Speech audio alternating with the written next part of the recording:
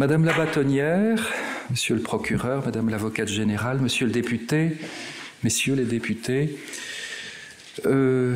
Mesdames, Messieurs, chers confrères, chères consoeurs, chers collègues, chers amis du barreau et du Collège Belgique, c'est un grand honneur et un plaisir profond pour l'administrateur délégué du Collège Belgique de vous recevoir ce soir pour la 4e et dernière table ronde de ce cycle Justice en vérité, ce partenariat qui, plus que tout, tient à cœur à notre académie avec le barreau de Bruxelles, le barreau francophone, afin de discuter ce soir de l'avenir de la justice belge de ce pays dans un cadre temporel assez clair, puisqu'il s'agit d'aborder les enjeux qui se poseront dans la prochaine législature qui, espérons-le, sera entamée tout bientôt. C'est la 2e année consécutive, mesdames, messieurs, que nous organisons ces tables rondes sur les grands enjeux, et nous nous réjouissons vraiment que Maître Marie Dupont, nouvelle bâtonnière depuis le mois de septembre, perpétue ce partenariat, puisque je peux déjà vous annoncer que le programme du premier semestre 2025 de l'année prochaine comptera encore des tables rondes et qu'il y aura donc encore ce cycle Justice en vérité, et nous aborderons des sujets extrêmement importants, comme par exemple l'avenir des professions juridiques face à l'avènement de l'intelligence artificielle, ou encore la question de la présomption d'innocence dans un monde où aujourd'hui il y a parfois plus de présomption de culpabilité que d'innocence, surtout à l'ère des réseaux sociaux. Et mesdames, messieurs, madame la bâtonnière, cette collaboration avec votre barreau est quelque chose d'essentiel pour notre académie. Et monsieur le secrétaire perpétuel, Didier Vivier, qui me prie de l'excuser ce soir, me demande de vous dire combien nous tenons dans cette académie, dans ce lieu de formation à l'esprit critique, combien nous tenons à ce partenariat avec vous pour faire en sorte que cette maison, qui est évidemment la maison de tous les citoyens de ce pays, soit un lieu d'échange, un lieu de carrefour avec les mondes scientifiques, la société civile et une organisation comme la vôtre, un barreau. Et je pense que grâce à ce partenariat et grâce aussi à la très grande qualité des invités que vous faites venir à l'Académie, des tables rondes que nous avons menées, eh bien nous pouvons proposer à tous et à toutes, les citoyens, les justiciables, les avocats, les magistrats, un espace de réflexion critique qui permet de contribuer à de grands débats de société. D'ailleurs, vous le savez, toutes nos conférences et toutes nos tables rondes sont enregistrées. Vous pouvez les retrouver sur le site de l'Académie. Elles sont disponibles sur notre chaîne YouTube et elles sont toujours d'une grande aide pour ceux qui veulent poursuivre et continuer la réflexion. Eh bien, Madame la bâtonnière, Mesdames, Messieurs, j'ai le plaisir désormais de céder la parole à Madame de Franken qui animera le débat ce soir, et en vous remerciant de nous faire l'amitié d'être là ce soir, je vous souhaite à toutes et à tous une excellente soirée. Merci beaucoup.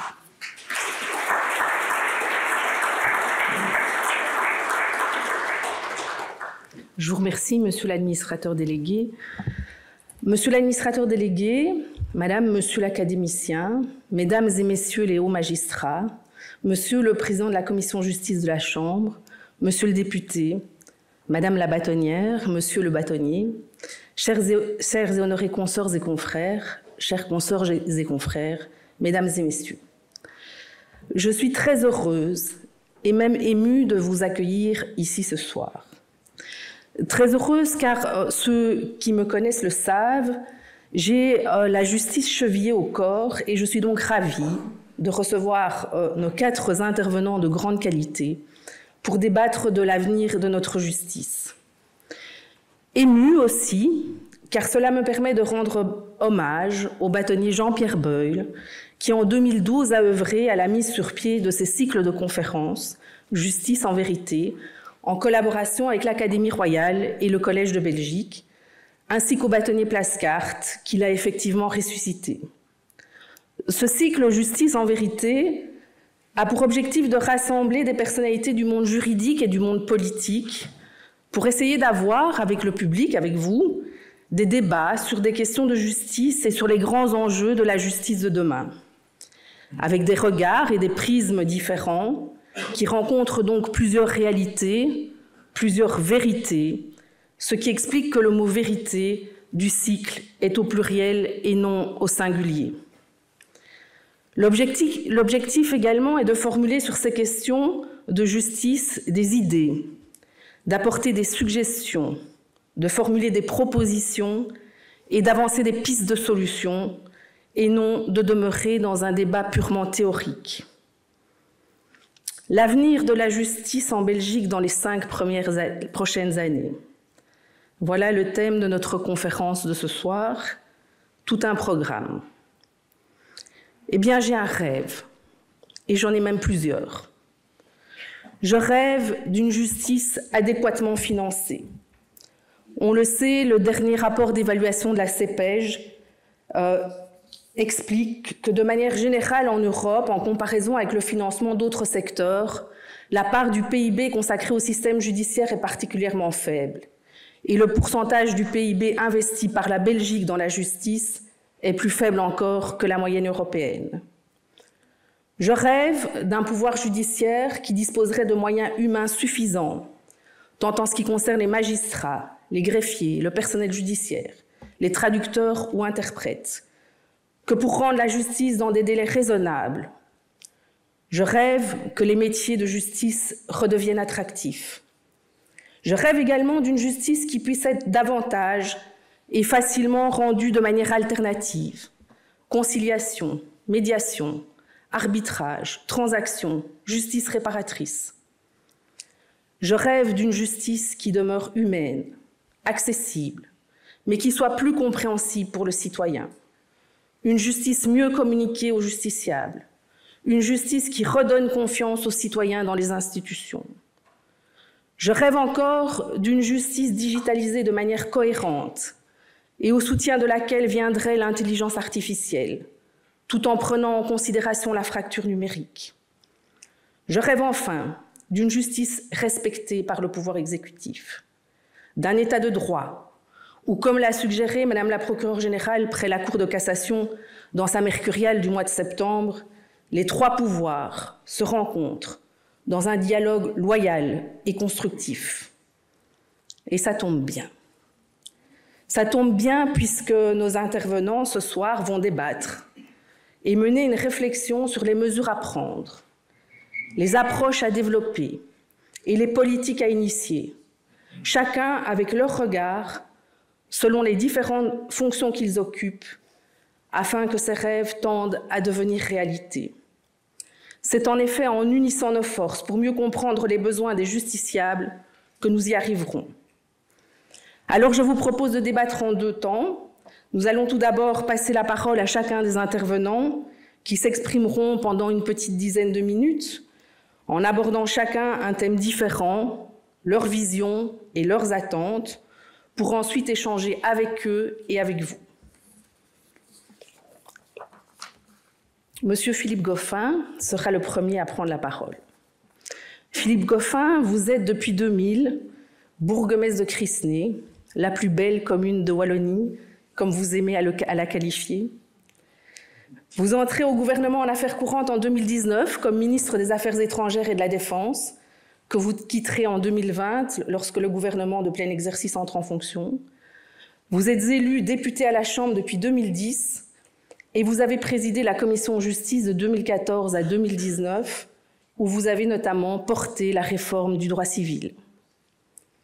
Monsieur Goffin, vous allez nous entretenir de l'évolution des rapports entre la justice et le justiciable au cours des 20 dernières années. Cette question est particulièrement actuelle et prégnante, puisque le dernier baromètre de la justice réalisé à la demande du Conseil supérieur de la justice révèle globalement une chute très conséquente de la confiance des citoyens dans la justice, et plus encore d'ailleurs dans le Parlement et le gouvernement.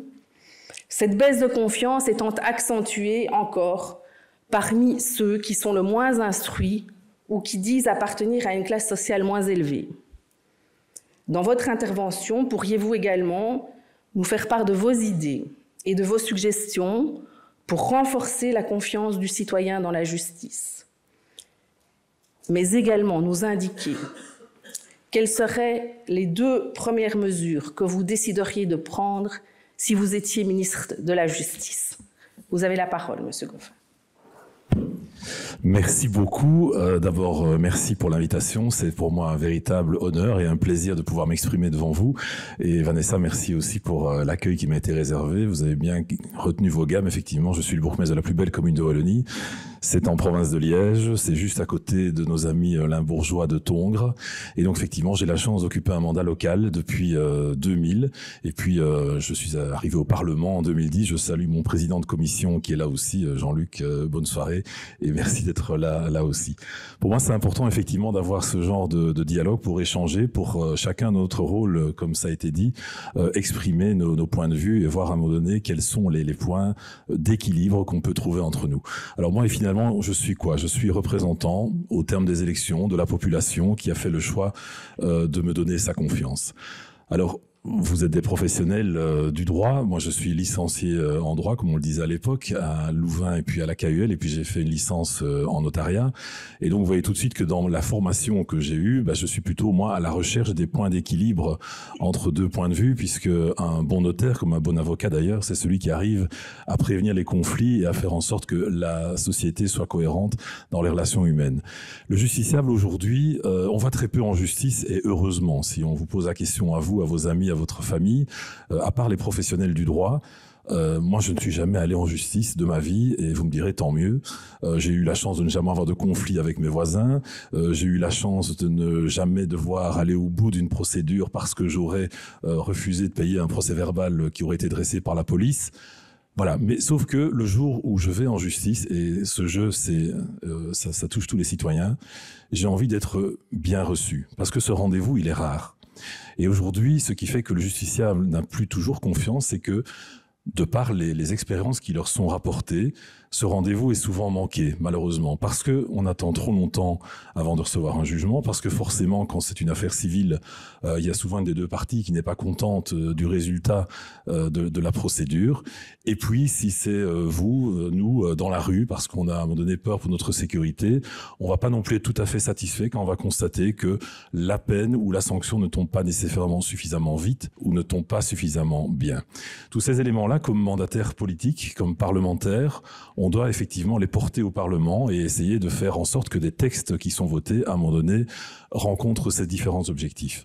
Donc je siège à la commission justice depuis 2010, donc ça donne un véritable recul, je crois, sur la manière dont notre État organise la justice. Et je dois vous faire part ici, évidemment, de beaucoup de frustration en tant que parlementaire. J'ai constaté au cours de ces nombreuses années une véritable difficulté de dialoguer entre les différents intervenants de la justice. Alors je sais qu'il y a des intérêts différents, je sais qu'il y a des rôles différents dans la justice. Un avocat ne va pas nécessairement réagir comme un avocat ou comme un procureur, évidemment. Mais je constate que finalement, on a tous une responsabilité partagée. La responsabilité qui est qu'on est tous là au service du citoyen, quels que soient nos rôles.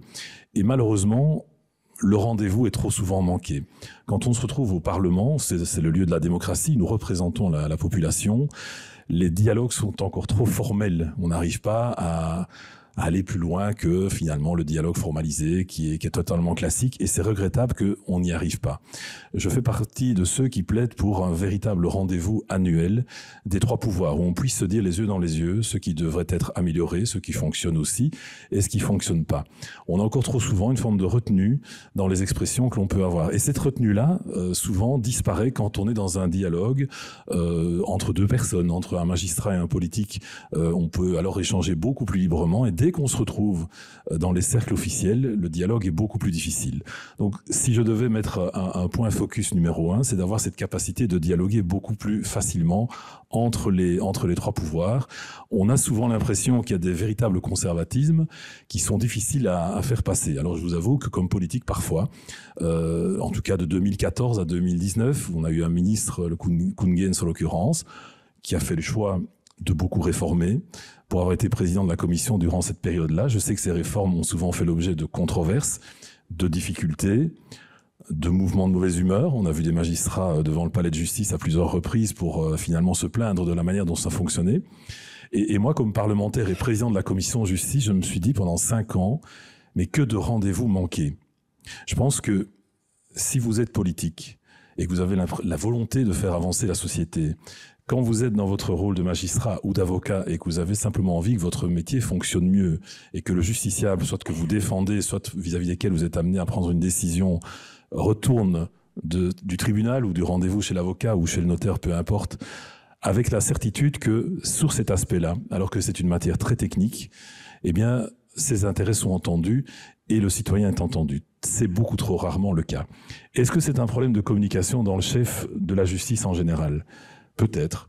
Peut-être que les magistrats ont du mal à faire passer des messages à l'égard de la population. La justice est très compliquée, forcément, comme l'ensemble de la société. Et dès qu'on a la volonté d'amener une forme de réformisme, on pourra parler tout à l'heure de différentes réformes potentielles, on a le sentiment qu'on ne va pas aller très loin parce qu'on va s'opposer à tel ou tel point de vue, ce qui rend souvent très compliqué la réforme de la justice. En tout cas, moi, c'est le sentiment que j'ai pu éprouver durant ces dernières années au sein de la commission de la justice, et peut-être que Jean-Luc aura un talent différent en tant que président de la commission de la justice pour faire avancer des débats autrement, mais je pense que c'est un moment qui est important. Alors, ce rendez-vous des trois pouvoirs, vous me direz qu'il existe, puisqu'on est régulièrement en commission de la justice avec des invités, que ce soit des magistrats, des avocats, mais c'est pas un dialogue les yeux dans les yeux, ça. C'est souvent un dialogue corporatiste, ou c'est un dialogue entre guillemets d'avis.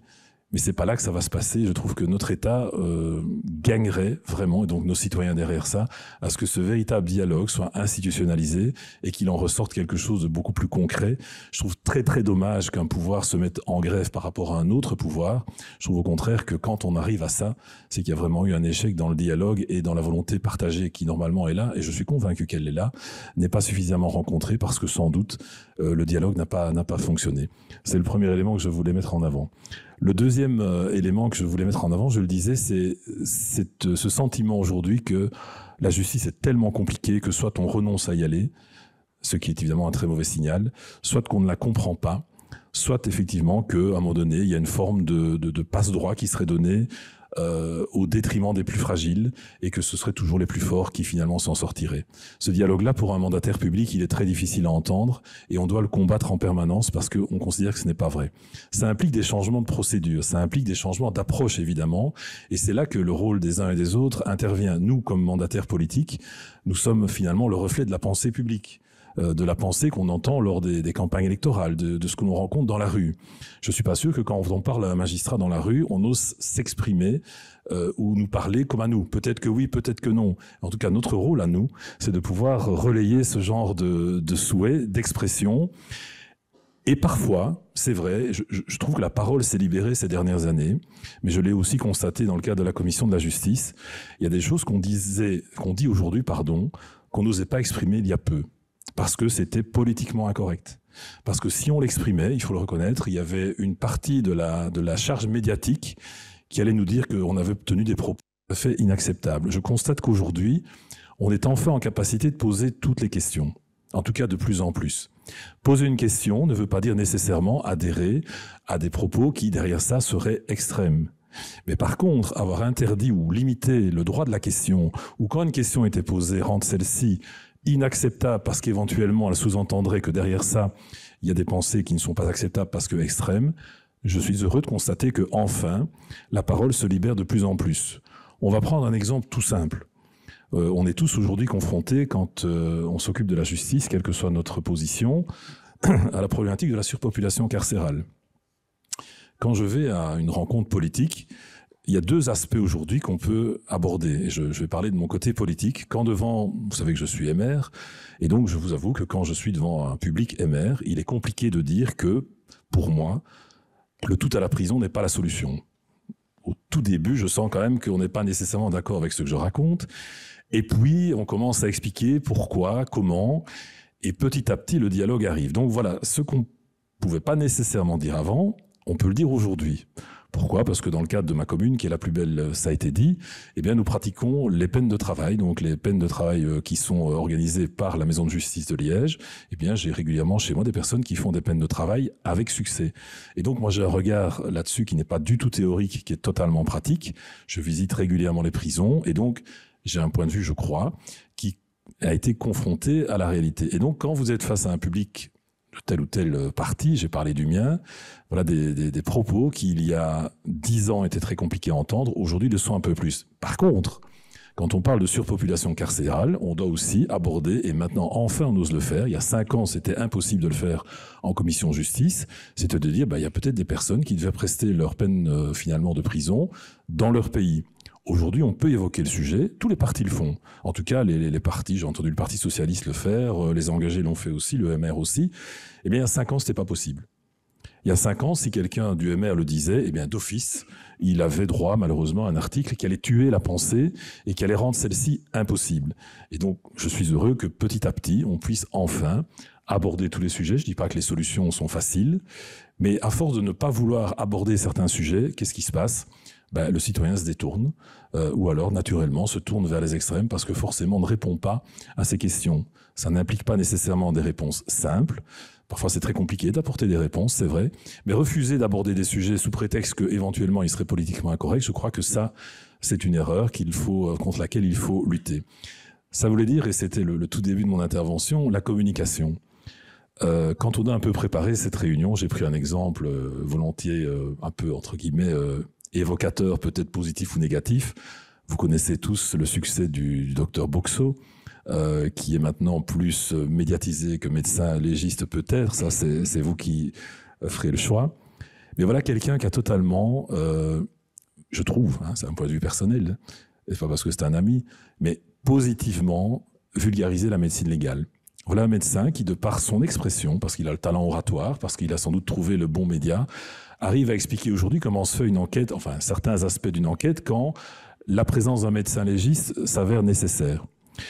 Jusqu'à 5 ans, de nouveau, c'était réservé à un cercle très fermé. Aujourd'hui, on comprend beaucoup mieux la manière dont la médecine légale peut fonctionner grâce à l'intervention, notamment, d'une expression médiatique libérée. Je trouve que les magistrats ne communiquent pas suffisamment.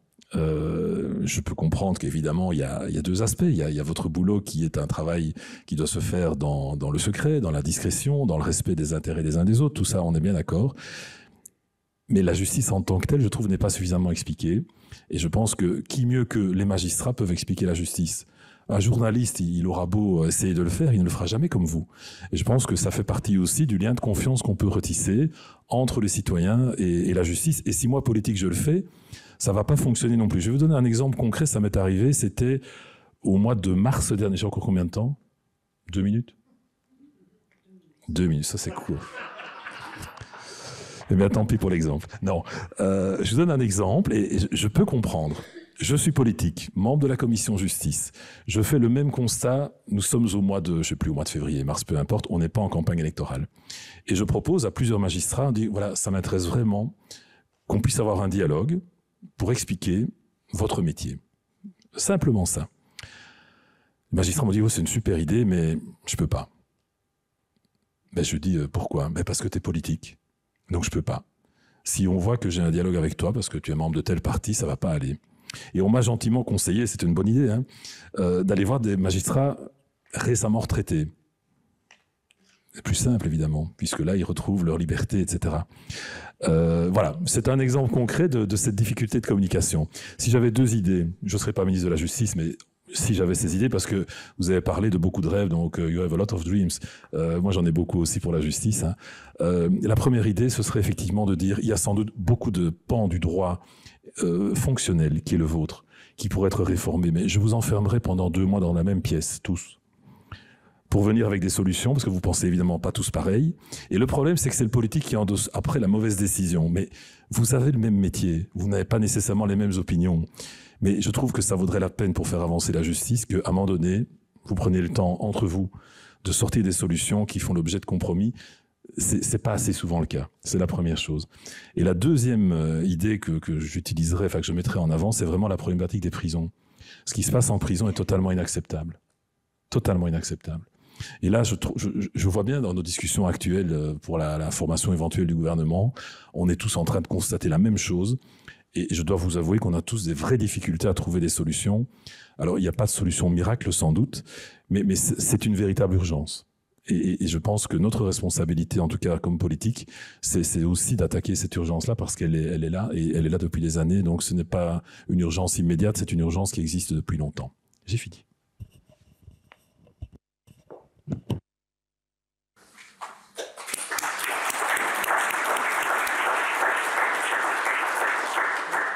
Alors, je vais peut-être rebondir sur le dernier sujet, la surpopulation carcérale. Donc, on sait que l'Institut fédéral des droits humains demande avec urgence, non pas qu'on crée des places supplémentaires, mais qu'on trouve des solutions à cette surpopulation carcérale. Et comme vous l'avez évoqué, M. Goffin, il existe des instruments juridiques qui permettent à des détenus européens et non européens de purger leur peine dans leur pays d'origine.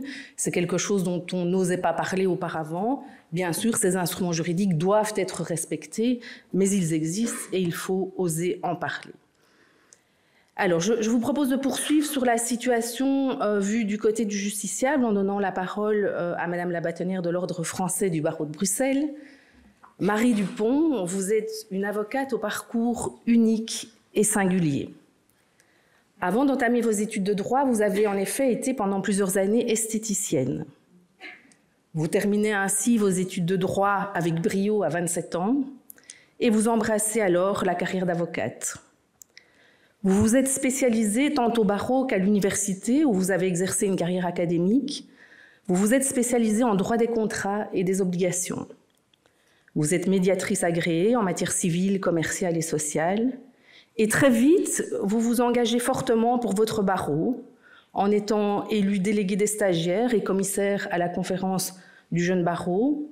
Vous êtes ensuite élu au Conseil de l'Ordre, où vous exercez, comme moi, la fonction de secrétaire de l'Ordre.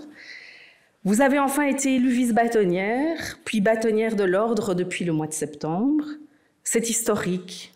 Vous êtes la première femme, la première bâtonnière du barreau francophone de Bruxelles en plus de 200 ans. Sachez que je suis fière que vous soyez ma bâtonnière. Vous allez nous parler de la justice alternative et de ce qu'on appelle les modes amiables de règlement des conflits.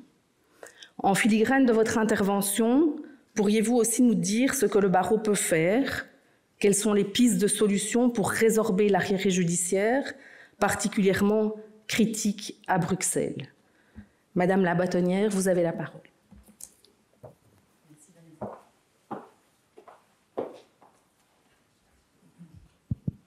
Merci Vanessa pour ces gentils mots. Alors la justice, c'est une des fonctions régaliennes de l'État. Et l'objectif, c'est la paix sociale, évidemment, et c'est éviter que, à la fois au niveau de la sécurité intérieure et de s'assurer qu'au niveau pénal, ça fonctionne, et aussi éviter que les citoyens ne résolvent leurs conflits eux-mêmes par la violence. Et donc c'est l'objectif de paix sociale, et c'est ce prisme-là qui doit, je pense, être l'objectif de toute réflexion et toute amélioration de la justice. Le souci, c'est que cette justice, elle a surtout un intérêt social, et donc c'est l'intérêt du nous.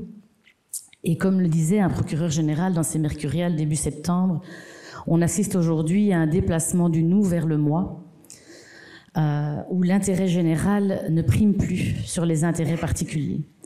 Et je pense que ce prisme-là auquel on assiste est la base de cette justice décriée aujourd'hui. Il y a une crise de confiance sur la justice, et c'est bien logique puisque la justice, son objectif, c'est le nous et non pas le moi. D'ailleurs, rendre la justice, qu'est-ce que c'est pour tout un chacun? Rendre la justice, en général, c'est que l'on me donne raison. On se dit rarement qu'on a bien rendu la justice lorsqu'on nous donne tort. Et vous rajoutez à ça que la justice, c'est un temps nécessairement long, parce qu'on prend le temps d'enquêter, on prend le temps du contradictoire, de l'altérité, on essaie de dépassionner les débats dans un monde où tout va vite, où tout ne va jamais assez vite. Alors cette justice qui ne me donne pas nécessairement raison, qui fait primer le nous sur le moi, et dans un temps long, elle est forcément décriée. Et donc je pense qu'il y a vraiment un changement de mindset qui doit se faire aujourd'hui pour avant tout, et vous l'avez dit Monsieur Goffin, pour améliorer cette confiance dans la justice et en premier lieu la confiance entre les acteurs de justice.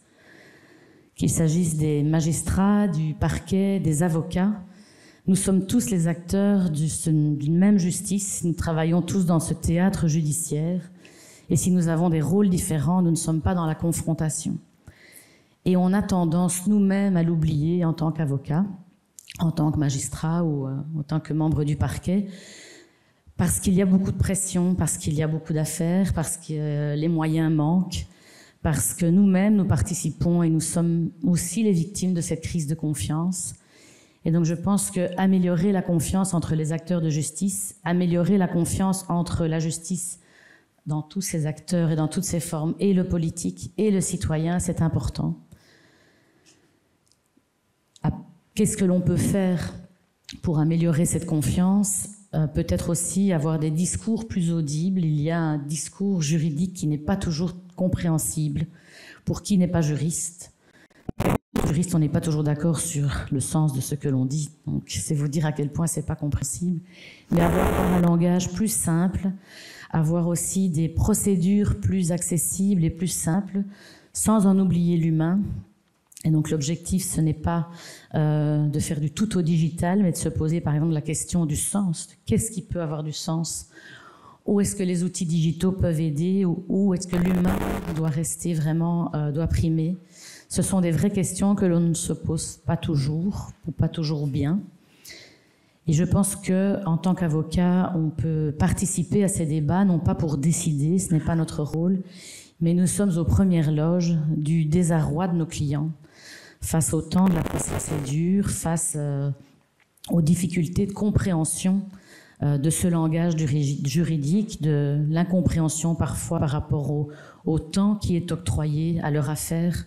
Alors je comprends bien que lorsqu'un magistrat a 150 affaires fixées sur une matinée de 3 heures, il est difficile d'octroyer une demi-heure à chacun. Mais pour le justiciable qui est là, c'est son dossier. C'est peut-être le seul dossier, je lui souhaite que ce soit le seul dossier de toute sa vie. Et pour lui, c'est important. Même si ça fait 100 fois que le magistrat entend la même histoire, il est important qu'on lui consacre ce temps d'écoute et ce retour à lui-même. Et en même temps, il y a une tension avec des moyens humains et financiers qui sont nécessairement limités. Et on ne peut pas avoir un budget de la justice qui va faire x20. Et on ne peut pas accorder à chacun 2h30 de temps pour qu'il explique toute son histoire, ce qui a fait qu'un jour il a été flashé à 150 sur l'autoroute. Je caricature et je prends ça comme exemple parce que c'est vraiment typiquement le genre de choses où on a plus de chances tous d'être confrontés un jour à la justice.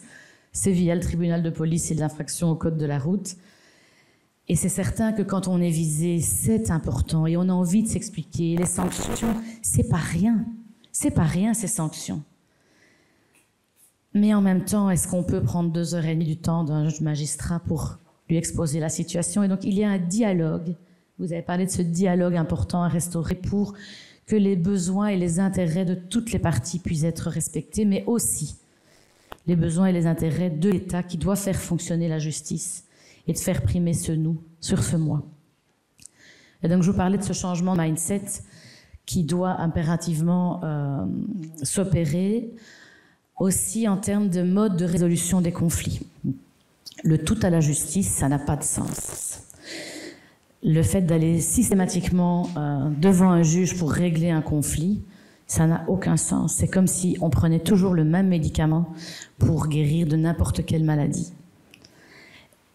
Et alors on parle beaucoup de la médiation, ce mode amiable de résolution de conflits qui permet de trouver un accord avec un tiers neutre, indépendant, impartial, qui aide à rétablir une communication, pas spécialement pour réconcilier les parties, quoique, tant mieux, ça c'est le bonus, si c'est possible, mais en se disant, voilà, on est dans le même bateau, on a un conflit, on ne peut pas défaire ce qui a été fait, qu'est-ce qu'on fait maintenant pour l'avenir et pour trouver cette solution ? La médiation, c'est un des modes amiables de règlement des conflits. Il y en a tant d'autres. Le recours à l'ombudsman, la conciliation. Il y a l'arbitrage, la tierce décision obligatoire, le juge conciliateur, et j'en passe. Il faut vraiment ouvrir le scope des différents modes de résolution des conflits. Il y a de la part des différents acteurs de justice vraiment une volonté d'ouvrir le scope. Les magistrats le font, les avocats aussi. Tous les avocats sont formés aux différents modes de résolution des conflits. Mais il y a vraiment un changement d'attitude qui doit se faire et qui prend du temps. Ça s'accélère de plus en plus et c'est une bonne chose. Il faut pousser et accélérer encore cette transformation de la manière de résoudre les conflits et non se disputer devant un juge avec des conclusions écrites et quelqu'un qui vient trancher le litige. C'est pas la seule façon. Il faut aussi changer le mindset sur les types de sanctions. Et vous avez parlé de tout à la prison, je vous rejoins. Le tout à la prison, ça ne fonctionne pas. Et ce n'est pas une histoire d'avocats ou de gens empreints des droits fondamentaux. Ce n'est pas uniquement ça, c'est un problème de société. Plus on met les gens en prison, moins les rues sont sûres.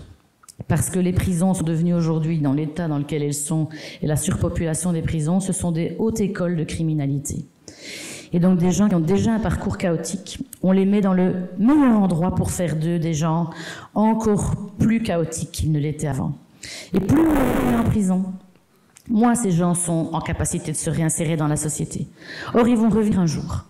Et donc il faut pouvoir se poser les vraies questions, et l'idée n'est évidemment pas de dire il faut mettre personne en prison, et tout le monde est bon, tout le monde est gentil, c'est pas ça le discours, mais c'est d'oser poser les vraies questions sur base de constat et de se dire mais qu'est-ce qu'on peut faire pour avoir un système qui fonctionne?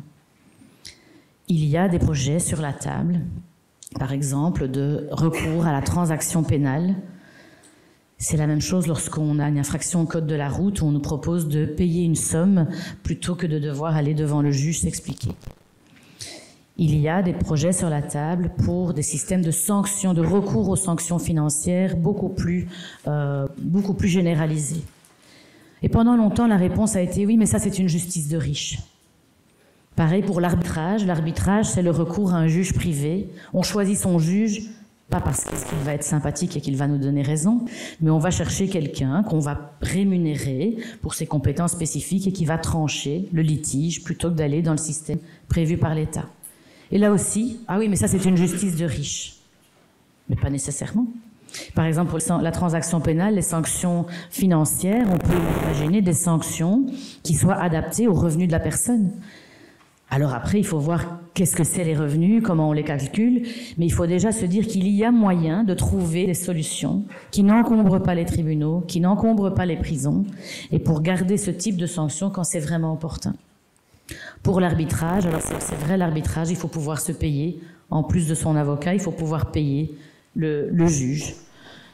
D'un autre côté, si déjà les gens qui ont les moyens de se payer un juge sortent du système, ça va permettre de se désasphyxier le système qui pourra à ce moment-là octroyer plus de temps à d'autres dossiers.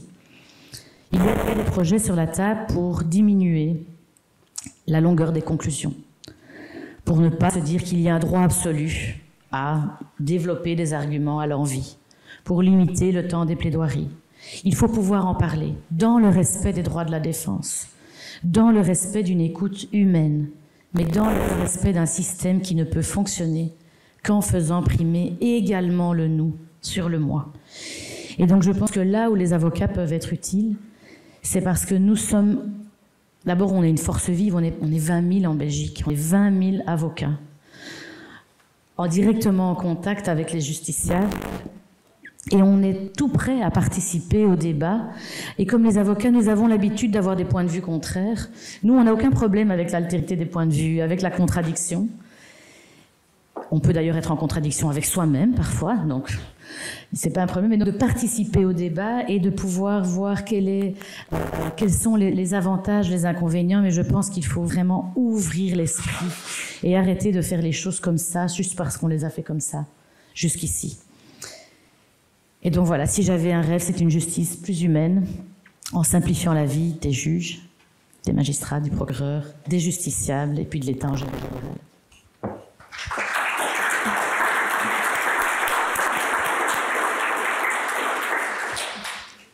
Je vous remercie, Madame la bâtonnière, et pour rejoindre ce que vous venez de nous exposer, les résultats du baromètre de la justice effectué par le Conseil supérieur de la justice montrent que 9 Belges sur 10 sont favorables à la conciliation, ce qui démontre évidemment une volonté partagée de consacrer davantage de temps avant la prise de décision par le juge, que la médiation réparatrice entre l'auteur et la victime reçoit également l'adhésion de plus de 8 Belges sur 10, et donc ce sont là des clés dont la justice dispose pour offrir aux citoyens des solutions efficaces et partagées aux problèmes qui les a conduits devant la justice et qui permet justement d'arriver à cette paix sociale dont vous avez entretenu. Alors après le regard du point de vue du justiciable, nous allons nous pencher sur le regard du pouvoir judiciaire, tout d'abord au niveau pénal et puis au niveau civil. Monsieur Frédéric Vanleu, après une brève carrière au barreau, vous avez rapidement été piqué par le virus du ministère public, puisque vous y êtes entré en 2000 et ne l'avez plus quitté depuis.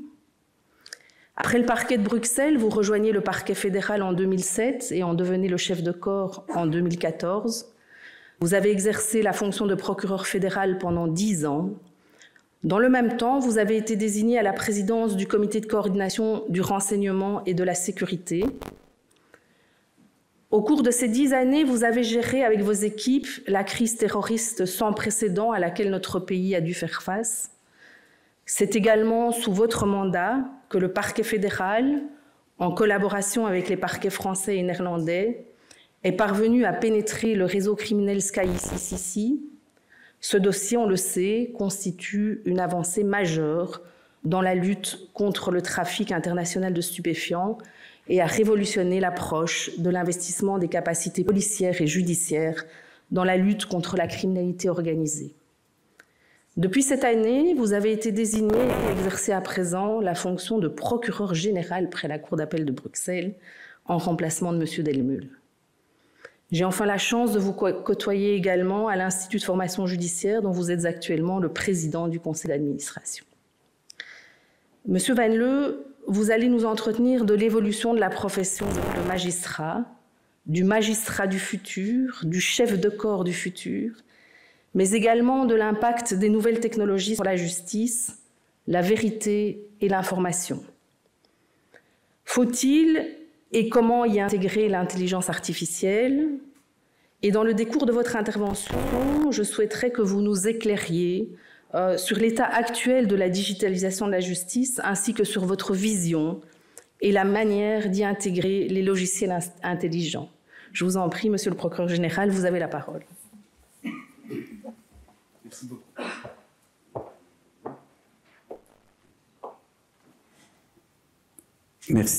Merci beaucoup Vanessa.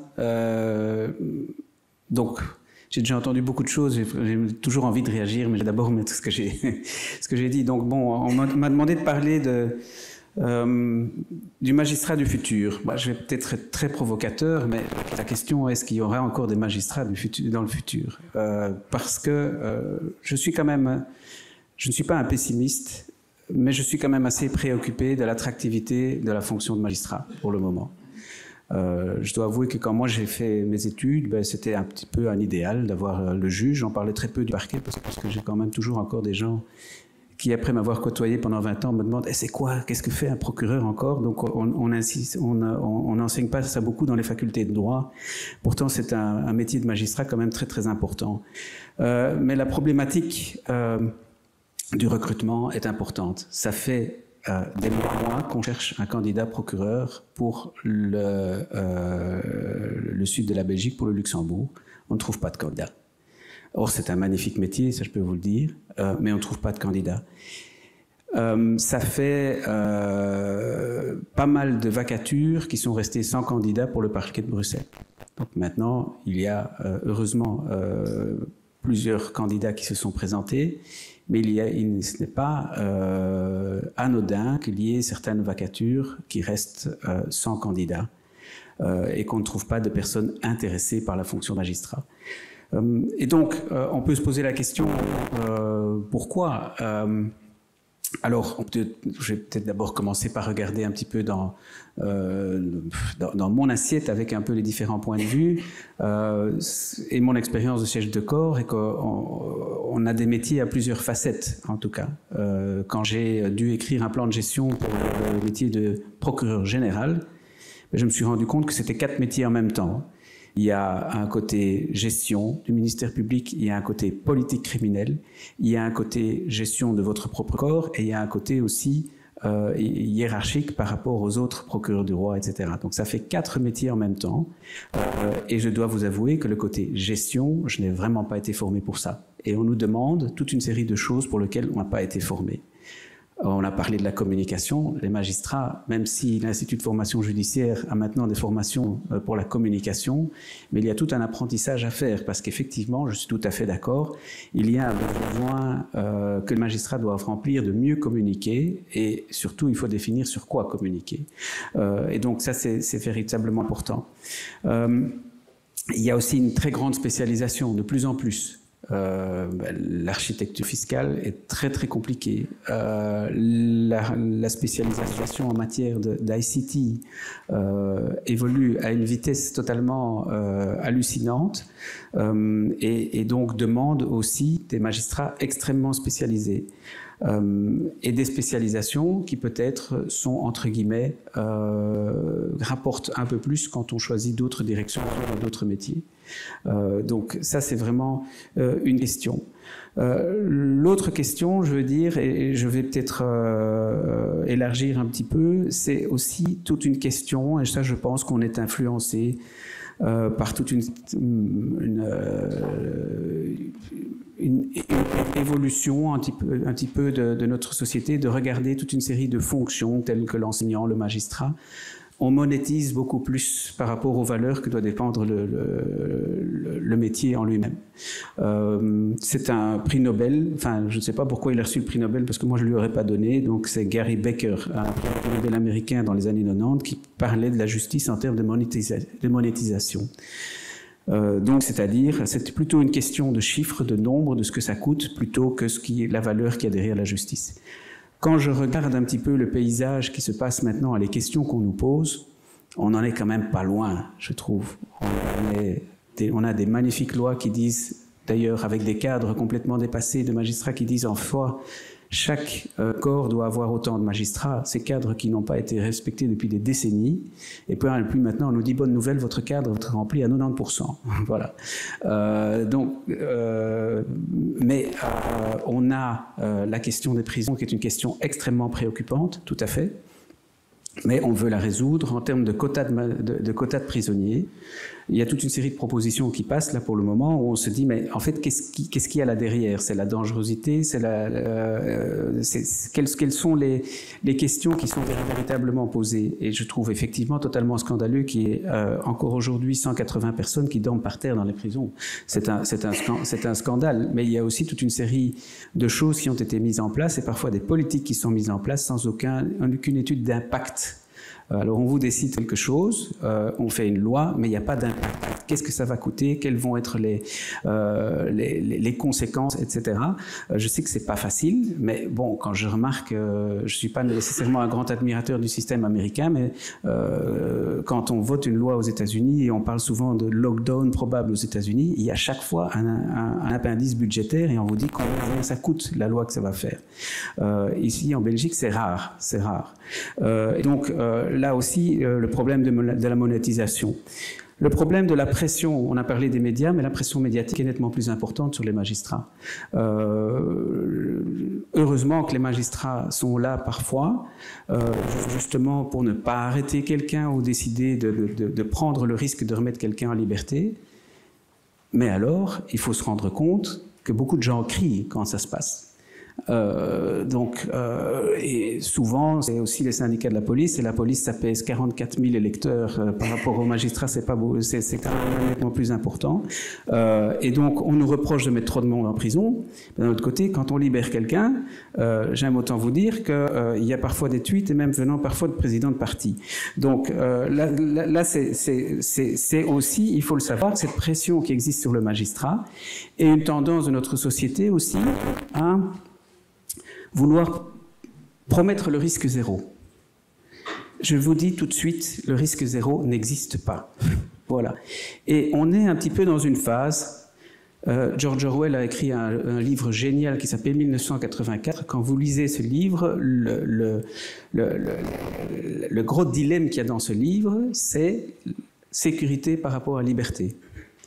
Et de plus en plus, par rapport à ce que l'on a vécu, et j'ai vécu les attentats, etc., on passe d'un système judiciaire qui est un système contradictoire, avec un magistrat, deux magistrats, etc., qui regardent avant d'autoriser une mesure, etc., à la question du rétablissement de l'ordre public, où là, on fait d'abord, et puis on voit après si c'était bon ou pas. Et dans les meilleurs des cas, on voit après si c'était bon ou pas. Et donc, nous avons une évolution par rapport à ça. Et donc, là aussi, bon, la question, quelle va être la place du magistrat? Est-ce que le magistrat n'est pas, entre guillemets, marginalisé dans ce genre de processus? Je pense qu'il faut y être attentif. Le risque, les gens qui prennent des risques dans notre système, c'est souvent les magistrats. Parce que justement, ils sont protégés par leur indépendance, parce que justement, on leur donne le pouvoir de le faire. Mais quelque part, si après, ils sont critiqués et se retrouvent regardés de travers par leur famille, et c'est des choses que j'ai vécues, hein, honnêtement, vous prenez une décision et tout d'un coup, il y a des critiques voilà, les juges qui ont pris les décisions, par exemple, dans l'affaire de Reusegom, en Flandre, j'ai un mot à vous dire que c'était pas facile pour eux de se retrouver face à des accusations de justice de classe, ou quand vous condamnez un YouTuber qui est bien connu, etc., en disant il a reçu plus que les étudiants qui ont fait. Mais oui, mais on peut évidemment pas rentrer dans les détails du dossier, mais souvent c'est des gens qui ne connaissent pas les dossiers. Mais c'est quand même très compliqué à vivre. Et donc, je pense que certains, effectivement, n'aiment pas trop, mais prendre des risques, c'est essentiel pour une démocratie. C'est essentiel. Nous avons mis en place le juge d'application des peines, le tribunal d'application des peines, et maintenant on me dit qu'une des raisons de la surpopulation carcérale, c'est justement ces deux juges qui ne libèrent pas assez par rapport à avant. Donc, bon, voilà, il faut savoir ce que l'on veut, mais donc c'est un débat. Alors, il y a aussi un aspect qui n'est pas uniquement dans la justice, mais qui est aussi un aspect dont les politiciens locaux, je vais dire comme ça, sont aussi victimes, ce qui est un peu ces évolutions qui viennent un petit peu de nulle part et qui ne sont pas décidées par ceux pour qui je vote. Et je vais m'expliquer là-dessus.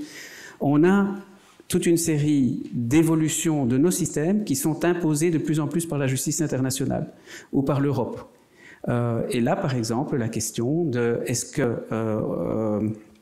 on va encore pouvoir garder le juge d'instruction? C'est une question importante, parce qu'il y a des arrêts maintenant importants de la Cour de justice de l'Union européenne qui nous disent qu'une autorité indépendante, c'est un arrêt de 2021, mais il y a encore eu un arrêt en 2024 par rapport en matière de téléphonie, et qui nous dit qu'une autorité indépendante doit être un tiers, c'est-à-dire quelqu'un qui n'est pas chargé ou impliqué dans la conduite de l'enquête pénale. Ça, c'est la mort du juge d'instruction. Et donc, c'est décidé par une autorité internationale, par un tribunal international, et non pas par les parlementaires. Donc, je pense, et je suis curieux de voir comment on va répondre à cette jurisprudence, parce que c'est extrêmement compliqué. Si en matière de téléphonie, tous les dossiers, et je pense par exemple au dossier SkyCC, si on invoque ces arrêts, on va avoir, ça va être très très très compliqué. Et donc, là aussi, on peut se poser la question. Pour le juge d'instruction, nous avons le parquet européen, et avec une directive européenne et probablement une procédure d'infraction de l'Union européenne contre la Belgique, parce qu'on a prévu et on a gardé la figure du juge d'instruction dans le mécanisme du parquet européen. Or, la directive européenne dit que c'est le parquet européen qui doit pouvoir décider. Et donc, là aussi, il y a une pression pour supprimer la question du juge d'instruction. Et ça remet en place donc évidemment le statut du procureur du roi, du juge d'instruction. On a fait évoluer aussi au niveau du procureur, puisqu'on a fait inscrire dans la loi, là aussi parce que la Cour constitutionnelle avait émis à un certain moment dans un de ses avis que le parquet n'était pas indépendant, ce qui nous a fait quand même hurler. Et donc on a fait inscrire dans l'article 28 bis, et on est reconnaissant au Parlement de l'avoir fait, que le parquet mène son information à charge et à décharge.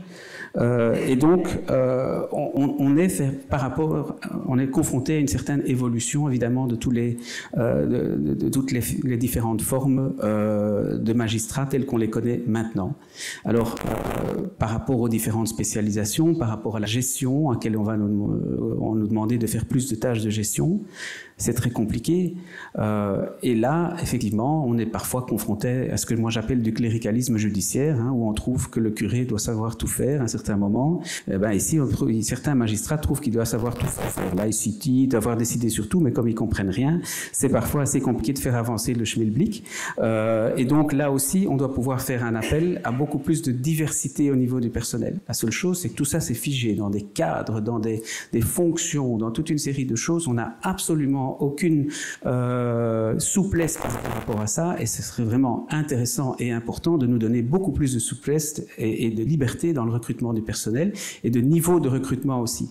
Quand on me demande justement, et je passerai tout à l'heure à la question de l'intelligence artificielle, quand on me demande de répondre à des cabinets d'avocats qui vont commencer à développer l'intelligence artificielle, etc., et que je ne peux pas recruter, et qu'on me dit, l'inspecteur des finances me dit, bon, avec un niveau B, vous allez bien y arriver, hein, parce que vous demandez un niveau A4, mais ça c'est beaucoup trop cher, ça va pas aller. Donc voilà. Et entre parenthèses, je trouve que quand les prochaines élections, on doit aussi voter pour les inspecteurs des finances, parce qu'ils ont un petit peu plus de pouvoir que certains politiciens. Quand on voit que c'est maintenant eux qui décident, quand on fait un marché public pour la justice, que c'est eux qui doivent décider quelle option décider, c'est quand même assez préoccupant. La question aussi, peut-être, du magistrat du futur, c'est une vision assez personnelle. Une carrière de magistrat qui fait toute sa vie la même chose, je ne suis pas sûr que ce soit vraiment quelque chose qui soit dans l'intérêt de tout le monde. Moi, j'ai dû partir après 10 ans. C'était pas facile, je dois avouer, parce que je suis resté 17 ans au parquet fédéral. Mais quelque part, ça vous force à vous réinventer, à vous réinvestir dans une autre, dans d'autres tâches. Et je pense que ça devrait peut-être être un petit peu plus généralisé par rapport à plusieurs autres fonctions de magistrats qui, on peut avoir des gens qui restent chez nous, juges d'instruction, pendant 25, 30 ans, par exemple. Ce sont des mandats, mais qui sont prolongeables, etc. Je sais que tout le monde ne sera pas d'accord avec moi, mais bon, par exemple, on voit par exemple qu'en France, on peut rester à un certain maximum juge d'instruction, hein, le juge très vidique, ou en tout cas au même endroit. Et on a beaucoup parlé, mais je pense que ça permettrait à des gens de se réinventer quand même de temps en temps et de ne pas rester figés dans des structures qui sont, et dans des façons de faire qui sont les mêmes qu'au début de leur carrière, parce qu'ils restent chaque fois dans la même chambre depuis très longtemps. Et donc ça, voilà, ce serait peut-être une des propositions. Et par rapport au recrutement aussi, on a des problèmes de recrutement. Il n'y a pas beaucoup de juristes qui, pour le moment, sont vraiment intéressés par la fonction. On ne sait pas ce que va nous réserver aussi pour la réforme des pensions, mais on oublie aussi que c'est un métier où on commence simplement avec quelques années d'expérience et que ce serait utile aussi, encore, et toujours utile, d'avoir des magistrats qui ont déjà pas mal de bagages. Et avant, eh bien, il y avait quand même des avocats d'une certaine expérience qui étaient intéressés. Avec une réforme des pensions, ça va devenir impossible. Donc on risque d'avoir simplement une carrière avec des gens qui commencent très jeunes et qui font toute leur carrière de magistrat, mais on ne profitera évidemment pas de cette expérience de la pension, et sans parler de tous ceux qui risquent de partir. Voilà. Alors par rapport à l'intelligence artificielle, très rapidement, parce que là je pense qu'on pourrait faire tout un congrès par rapport à ça. J'ai beaucoup de questions par rapport à ça. Surtout, nous sommes arrivés, et quelque part c'est le lien avec la justice aussi. Nous avons la vérité judiciaire, qui est souvent l'objet d'un débat et d'une confrontation de points de vue. C'est véritablement le produit et le fruit du contradictoire, c'est d'arriver à une vérité judiciaire tranchée par le juge, qui n'est pas nécessairement la vérité de chacun. Mais ici, nous sommes dans une période où, quelque part, information et vérité ne sont plus liées. Voilà, on accepte les vérités alternatives, on accepte un peu sa propre vérité. Il y a des théories du complot, etc., qui nous sont envoyées. Je ne vais pas vous parler quand il y a eu des interventions, par exemple, dans le domaine de la justice. J'ai eu l'affaire Jürgen Koning, où tout d'un coup on avait un compte Facebook avec 30 000 personnes derrière. Après on s'est rendu compte qu'il y avait quelques robots russes derrière, donc ça c'est une autre question aussi. Mais là aussi la manipulation de l'opinion publique est quand même assez importante. Et là également on se pose aussi la question de ce délit de presse qui est absolument figé et qui est envoyé devant la cour d'assises et qui provoque tout à fait une impunité totale. Et le danger devient de plus en plus important. J'ai encore eu il n'y a pas longtemps un exposé de la défense m'expliquant que les émeutes qui ont lieu à Valence ont été également manipulées depuis l'extérieur par toute une série de réseaux sociaux qui font en sorte qu'à un certain moment on provoque, donc on provoque des émeutes, on provoque des émotions chez les gens. Et si on n'a aucun moyen de lutter contre ces vérités alternatives, ces théories de complot, ben, on risque d'être dans une société quand même très compliquée à gérer. Et d'autant plus que quand on publiait quelque chose dans le journal, hein, je pense au J'accuse de Zola, ben, il fallait avoir le journal. Tandis qu'ici, vous publiez quelque chose sur Internet, c'est ineffaçable.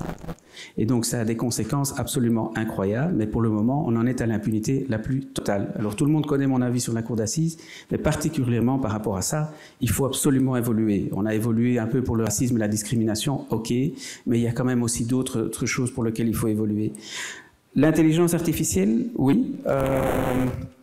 Alors, ça peut servir, hein, il y a plusieurs champs pour lesquels ça peut servir, la prévention, la détection, l'enquête, le procès, et là, on a vraiment très peur de l'inflation des conclusions ou des choses pour lesquelles, quand j'étais avocat, moi je mettais par exemple une grosse semaine à écrire des belles conclusions, etc. Et tout d'un coup, paf, on va vous sortir ça avec l'intelligence artificielle et en 2 jours et on pourra passer au client suivant et on aura une inflation. Je sais que la Cour de cassation a très peur de ça aussi. Je ne sais pas si on constate déjà des choses actuelles. Le jugement, c'est d'ailleurs interdit par la directive européenne, mais d'un autre côté, ce sera du boulot. Si vous avez des conclusions, justement, j'ai entendu parler de la diminution des conclusions, mais si vous avez des conclusions faites par l'intelligence artificielle et que c'est encore une intelligence réelle qui doit gérer ça, c'est un problème. Alors, on peut dire la prédiction, hein, je ne sais pas si les gens ont vu le film Minority Report, c'était déjà avant l'intelligence artificielle, mais alors on a beau se dire, hein, c'est comme pour l'ADN et c'est comme pour, je vais dire, le droit de la guerre, là par exemple, hein, ce sont des beaux idéaux, ce sont des beaux livres, ok, on a beau se dire c'est interdit de l'utiliser pour faire ça, ça et ça et ça, on sait très bien que si c'est possible, ça va être fait. Et donc ça, c'est vraiment une grosse difficulté. Le droit de la guerre, la même chose. On voit très bien que dans la guerre, ben, la première chose qui n'est pas respectée, c'est le droit de la guerre. Donc voilà. Et puis la question aussi de la confiance aveugle qu'on fait dans le système. On a vécu la problématique aux Pays-Bas où un programme informatique a désavantagé systématiquement dans les questions d'allocation familiale des gens qui avaient un nom à une consonance étrangère, qui a provoqué des dizaines de suicides, qui a proposé des drames et qui a fini par faire tomber le gouvernement Rutte. C'est aussi inquiétant de voir combien de temps, ça a duré longtemps, il a fallu pour qu'on prenne les distances par rapport à ce que le programme informatique disait. Donc là, je pense qu'il y a quand même toute une série de choses qui sont préoccupantes. Et donc, voilà. Alors, pour l'informatisation de la justice... Bon, il y a quand même plein de choses qui ont été lancées. On est encore loin. Moi, j'ai encore un programme Mac bon, on passe à Just One, hein, mais pour le moment, je dois encore faire F1, F2, F3 pour pouvoir rentrer certaines choses. J'ose à peine le dire, mais c'est comme ça. On a calculé qu'il fallait plus ou moins 20 millions d'euros pour réaliser tous les projets en cours, et on nous dit, ben, vous pourrez pas le faire. Donc, on nous dit, ben, choisissez les projets que vous allez annuler. Mais bon, c'est tous des projets qui sont liés les uns aux autres, donc c'est vraiment extrêmement compliqué. Donc là-dessus, on est aussi extrêmement préoccupé par rapport à cette évolution-là. Et moi, je pense que véritablement, il est important, et je suis pas que négatif. Hein, je pense qu'on a fait pas mal de pas de géants par rapport à la justice. Mais justement, quand on met de nouveau l'accent sur le coût, et que les gens travaillent sans avoir un petit peu d'espace, mais on est très bas dans la pyramide de Maslow. Hein, et donc, le côté humain, il disparaît complètement. Et moi, je veux effectivement une justice humaine. Il n'y a pas longtemps, il y avait des gens qui étaient convoqués pour un jury de cour d'assises dans le Vieux Palais, et quand je suis descendu, je suis sorti. Je terminais ma journée à 19h. Ces gens étaient en train d'errer dans le palais depuis 17h30 parce que toutes les portes étaient fermées et que personne ne s'était occupé de les faire sortir. Donc voilà, ça montre le degré de service de la justice. Il ne faut pas cacher non plus que nous sommes dans une société où la priorité, pour beaucoup, c'est le bien-être personnel, et le côté effectivement commun, ça doit être réappris, et ça doit être quelque chose pour lequel on doit vraiment être derrière par rapport à ça. Toujours est-il que je suis toujours fier que la justice se monte de temps en temps, parce que, et je vais conclure par là, j'aime bien cette citation, la justice c'est comme la Sainte Vierge, si elle ne se monte pas de temps en temps, le doute s'installe.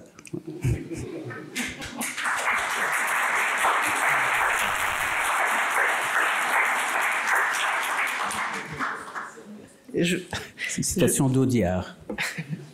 Je vous remercie, Monsieur le procureur général. Alors, 2-3 petites réflexions. Effectivement, d'abord, en ce qui concerne la digitalisation, il y a eu des efforts qui ont été consentis. Le malheur de la justice, et peut-être de l'État de manière générale, c'est que ce n'est pas toujours fait de manière cohérente.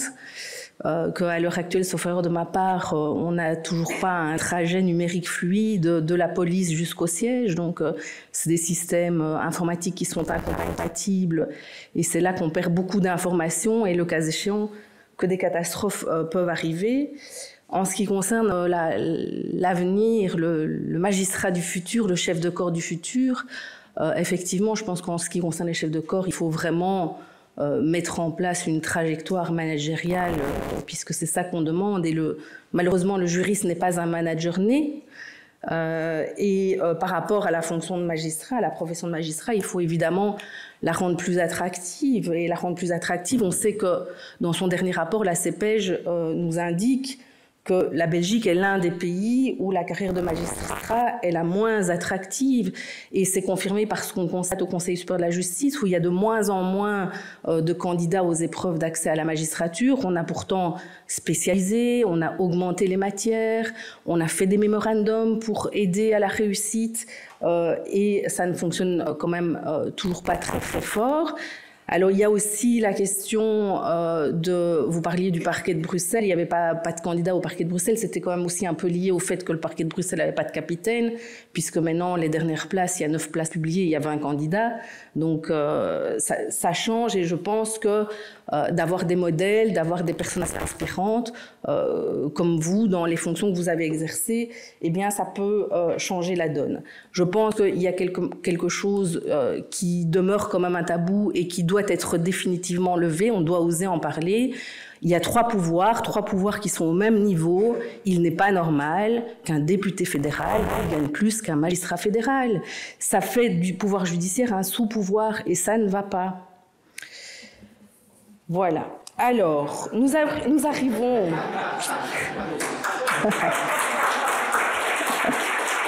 Je ne suis pas magistrat, donc je peux me le permettre.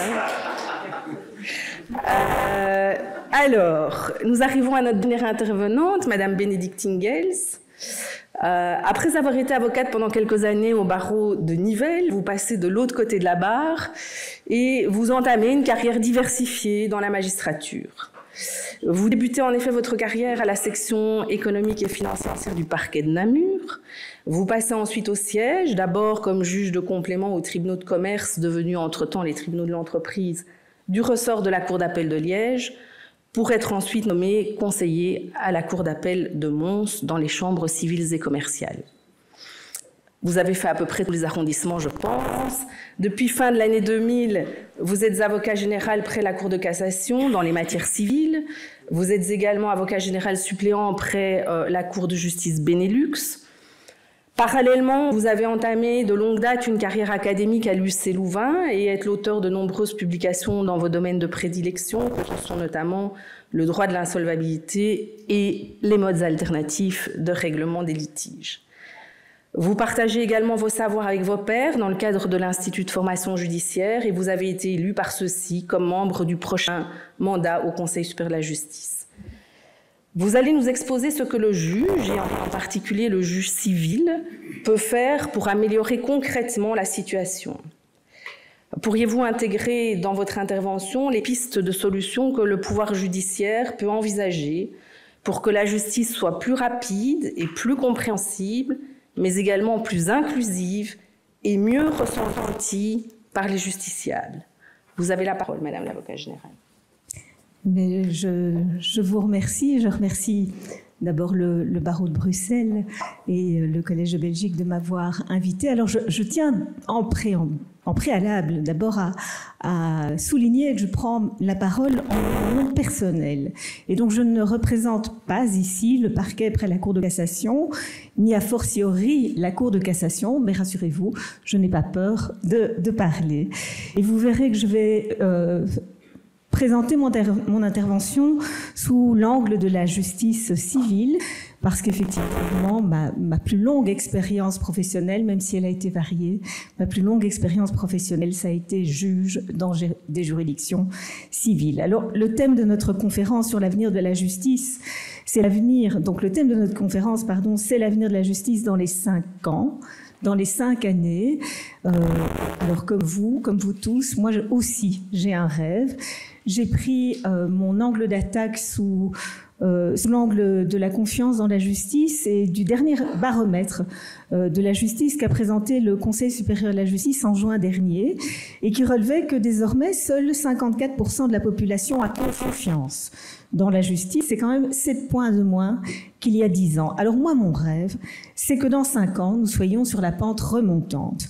Alors comment, et vous me permettrez d'être très utopiste, puisque dans 5 ans, je ne suis pas Madame Irma, je n'y suis pas. Je vous proposerai je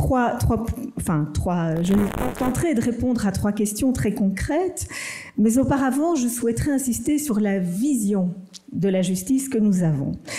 Alors depuis des années, nous portons tous un regard beaucoup plus négatif sur la justice, le public, le politique, mais aussi nous-mêmes. Et je crois que ces sentiments se renforcent mutuellement. Alors pourquoi est-ce que nous avons une vision détériorée de la justice?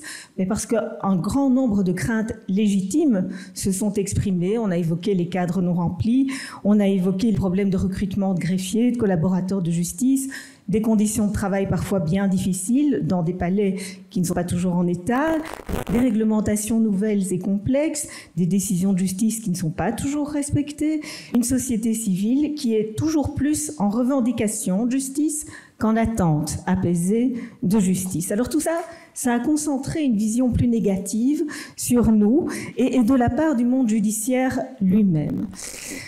Et pourtant, si vous venez dans les palais de justice, eh bien, il y a des dossiers, il y a des audiences, la justice est rendue, vous croiserez des avocats, des magistrats qui aiment leur métier, qui travaillent avec un magnifique dévouement. Et moi, je crois qu'il faut aussi pouvoir les reconnaître et les valoriser. Alors, vous savez, en systémique, on dit toujours qu'on ne peut pas changer les autres, mais que l'on doit travailler sur soi si on veut faire bouger le système.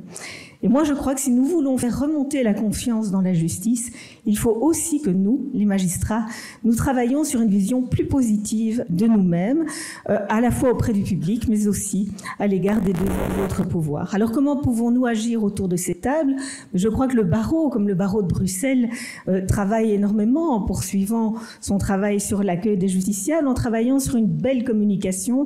Moi, je suis pour le moment la communication que vous faites sur les avocats au parcours singulier. Moi, je trouve ça absolument magnifique. Mais du côté des magistrats, nous avons aussi des atouts à faire valoir et je pense que nous devons mieux les centraliser et mieux communiquer. Vous savez qu'il y a du côté de Namur des chambres consacrées à la problématique des assuétudes. Vous savez qu'à Mons, à la Cour d'appel, il y a une chambre spécialisée en droit de l'environnement. Savez-vous qu'il y a en Hainaut une chambre des violences intrafamiliales qui fait d'ailleurs écho au projet Lawyer Victims que vous avez développé au barreau de Bruxelles. Alors moi je note, et j'y reviendrai, que toutes ces initiatives sont des initiatives à la fois locales et pluridisciplinaires. Et donc moi je crois qu'un organe indépendant, constitutionnellement, qui est à la croisée des pouvoirs, qui vous est cher, Vanessa, un organe comme le CSJ pourrait centraliser, par exemple, toutes ces bonnes pratiques dans le sein d'un observatoire des bonnes pratiques. Et ça constituerait une base de travail solide pour pouvoir identifier toutes ces belles pratiques qui viennent du terrain, pour ensuite travailler ensemble sur ce qui fonctionne ou ce qui ne fonctionne pas localement, et enfin travailler en co-construction pour élargir et améliorer les expériences. Je vais vous donner un exemple. Les chambres de règlement à l'amiable, eh bien, elles ont été imaginées, elles ont été conçues par des magistrats eux-mêmes qui, depuis de très nombreuses années, ont mis en œuvre et ont imaginé des chambres de règlement des litiges différentes, des chambres de conciliation, des chambres de renvoi en médiation, peu importe le nom. Mais finalement, aujourd'hui, c'est consacré par une loi. Nous avons aujourd'hui une loi du 19 décembre 2023 qui généralise les CRA, et nous avons donné la semaine dernière la première formation spécialisée. Donc des idées et des réussites, il y en a aussi de la part du monde judiciaire, et moi je crois que dans un esprit positif, il nous incombe aussi de le montrer. Et donc dans 5 ans, une vision positive de la justice, moi j'y crois. Alors au-delà de cette mise en valeur plus rhétorique, je vais tenter de répondre aux 3 questions que vous m'avez posées, Madame la Présidente, et de formuler des propositions concrètes. Alors vous verrez que je vais essayer de ne pas être conservatrice, mais au contraire d'être plutôt utopiste. Je me rends bien compte qu'il y a un certain nombre d'éléments sur lesquels je n'ai aujourd'hui absolument aucune prise. Alors premier point, une justice plus rapide. 89% des personnes qui ont été interrogées dans le cadre du baromètre du Conseil supérieur, du baromètre sur la confiance de la justice en la justice organisé par le Conseil supérieur de la justice, 89% considèrent que le traitement d'une procédure judiciaire dure beaucoup trop longtemps. 89%. Ça veut dire que ça doit être la priorité. Alors moi, je vous proposerai 3 outils. Premier outil, c'est une redynamisation de nos méthodes de travail. Alors j'espère, oui, moi je l'espère, que dans 5 ans, nous serons tous outillés avec les outils de l'intelligence artificielle. Alors j'espère que nous le serons tous et que nous le serons tous avec une égalité de moyens, à la fois au sein du barreau, que tous les cabinets, petits et grands, aient accès aux mêmes outils, mais que nous aussi, les juges, nous ayons accès à ces outils pour nous permettre d'aller aussi plus vite dans la préparation de nos dossiers et dans notre travail. Mais le grand défi de l'intelligence artificielle, ce sera de rester humain. Et c'est à la fois la faiblesse, mais je crois que c'est la richesse de notre justice, c'est qu'elle est rendue par des hommes et des femmes pour des hommes et des femmes. Alors le défi, ce sera que malgré l'arrivée de cet outil de justice prédictive, on ait encore besoin de son juge et que ce juge soit toujours un organe d'apaisement. Et moi, je crois qu'avec le soutien et le temps que nous pourrions peut-être dégager grâce à ces nouveaux outils, nous pourrions travailler sur une préparation de l'audience que j'ai appelée la préparation de l'audience enrichie. Vous savez, une des difficultés aujourd'hui, c'est que les juges civils, ils sont très souvent seuls, de plus en plus seuls. Et donc moi je suggère, ou en tout cas je rêve, que les juges de demain puissent travailler en amont avec des équipes pluridisciplinaires, des comptables, des experts, des architectes, des psychologues. Alors oui, vous allez me dire c'est un investissement, mais je crois que c'est un investissement dans l'humain, un investissement à bon escient, qui permettra de faire en sorte que réussir l'intelligence le pari de l'intelligence artificielle, ce soit aussi travailler avec un soutien, mais que le travail à l'audience ensuite soit un travail pertinent et pratique au profit des justiciables. J'y vois 2 avantages, cette équipe pluridisciplinaire. Premier avantage, c'est que la préparation collective et pluridisciplinaire, elle va développer notre esprit critique. Ça va nous permettre de travailler sur des questions techniques avec des techniciens, les psychologues, les comptables, les architectes et d'autres. Mais on comprendra mieux les enjeux, on comprendra mieux la question technique qui nous est soumise. Ça suppose aussi que l'on pourra travailler en amont sur les questions juridiques qui se posent avec d'autres personnes en team, en groupe de réflexion, avec des référendaires, avec des juristes, on pourra travailler sur les flux majoritaires qui sont dégagés par la justice prédictive, mais on travaillera aussi, et j'y insiste, sur les opinions dissidentes. Je crois qu'il sera très important de pouvoir examiner le pour et le contre. Le deuxième avantage, c'est que ça renforcera le rôle du juge à l'audience. Alors, vous l'avez signalé tout à l'heure, l'audience, c'est finalement le premier lieu et le seul lieu où le justiciable rencontre son juge. Et je crois qu'il est extrêmement important que l'on revalorise ce moment. Alors, vous savez, je vais vous donner un exemple. Pour le moment, on travaille beaucoup sur la problématique des auditions d'enfants. On travaille aussi beaucoup sur la problématique des violences intrafamiliales. Le travail à l'audience, c'est une manière d'interroger, c'est une manière d'entendre l'enfant lorsqu'on va le recevoir dans son cabinet. Alors beaucoup d'acteurs discutent de cela. Un grand nombre de personnes se disent on pourrait peut-être avoir des auditeurs de justice qui entendent ces enfants, qui entendent ces femmes violentées. Je vous avoue que je crois qu'il est important que le juge puisse pratiquer ses auditions, puisse pratiquer ses interrogatoires, ce travail à l'audience. Mais je crois que s'il a eu un soutien en amont d'équipes de psychologues qui l'aident à amener et à savoir quelles sont les questions à poser ou à ne pas poser précisément pour éviter des blocages, cela pourrait nous donner un travail beaucoup plus efficace et rendre une justice plus humaine, plus dynamique. Alors ça suppose bien sûr que l'on travaille sur le rôle actif du juge, sur les équipes pluridisciplinaires, sur la préparation des dossiers, sur la déontologie des magistrats, sur le secret professionnel à la fois du juge et des équipes, mais aussi sur l'audience. Et là, je crois qu'il pourrait y avoir un travail collectif qui pourrait être mené avec le barreau. Mon deuxième point d'attention, et je ne serai pas très longue, c'est une redynamisation par la simplification de la procédure civile. Vous l'avez évoqué, Madame la bâtonnière, mais je crois effectivement qu'on doit pouvoir, dans un lieu sécurisé, discuter des procédures, discuter de ce qui peut être éliminé, nettoyé ou favorisé pour accélérer la procédure. Là aussi, je vais vous donner un petit exemple. C'était une de mes premières audiences comme juge à Namur. C'était un dossier où était évoquée la question de la compétence. Est-ce que ce dossier devait être traité à Namur ou à Liège? Je ne sais plus exactement quelle était la question. Or, c'est un dossier qui avait été introduit 2 années plus tôt. 2 années plus tôt, en parallèle, il y avait une expertise judiciaire qui s'était déroulée à Namur en référé. Et 2 ans plus tard, on venait encore nous plaider la question de la compétence. Eh bien, moi, je crois, par exemple, qu'on pourrait revaloriser le juge de l'introduction. Alors, vous savez, en justice, on va d'abord introduire le dossier, on va régler un certain nombre de questions pratiques, quand échangeons-nous des conclusions, quand allons-nous plaider. Mais moi, je propose que le juge de l'introduction, il soit aussi armé pour régler très très rapidement les questions de procédure qui vont ensuite empoisonner le dossier. Des questions d'emploi des langues, des questions de compétences, des questions de connexité, etc. Il y a tout un champ qui pourrait être réglé dès ce moment-là. Et puis, ça permettrait ensuite au juge qui va traiter le dossier et qui va l'avoir en plaidoirie de se concentrer sur ce qui fait véritablement le problème des gens. La troisième piste, c'est d'assurer une sécurité juridique le plus vite possible. Alors, dans notre système judiciaire, quand il y a un doute sur une interprétation de la loi ou sur son application, qui assure cette sécurité juridique? Bien, c'est la Cour de cassation.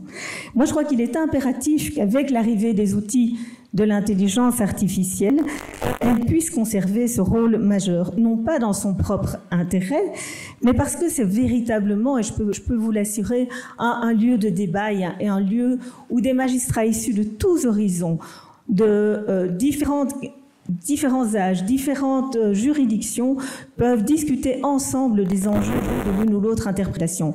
Et donc, il ne faudrait pas qu'un arrêt de la Cour de cassation tombe mal à propos et soit perdu dans la masse de décisions de juridiction de fond et qu'il n'arrive finalement trop tard. Alors, nos voisins français l'ont bien compris.